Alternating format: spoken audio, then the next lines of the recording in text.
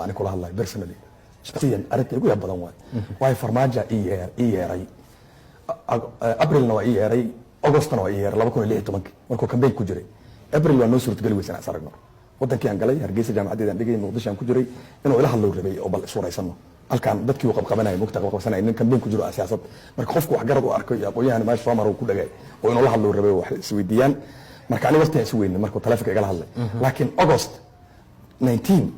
2016 hotelka baan Afrika ayuu ugu kulmay galab iga wacay on ku shirnay waxaan weydiinay markaan fiirshay bal inuu ii sheego vision cusub ayaan sugayay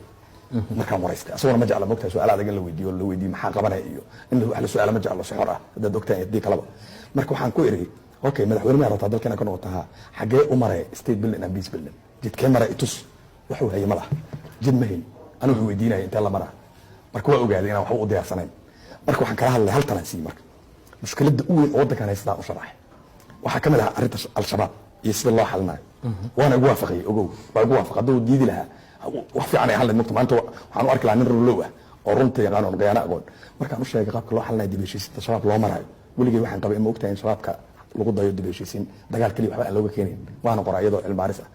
marka oo lagu abla garana wax Taliban ka socday iyo Algeria niman shabaab labada la soo xaliyay soo marka sida loo xaliyay anoo ashar ka qaatay dhaqanka Soomaalida ku dabaqaan u sheegay markaas waa qoraay marka qoraalkeeda markaan ku jiray marka wuxuu ugu yiri kelmad yaab leh oo aan la yaabana ilaa hadda wuxuu ugu yiri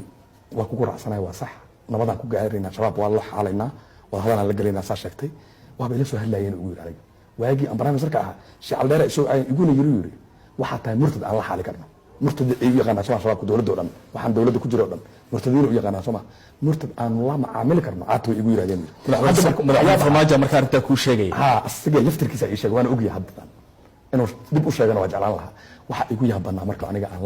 la yaabay markuu usbaa intuu tuuta gashtay inuu dagaal iclaamiyay warshaha la dagaalama marka waxaan fahmay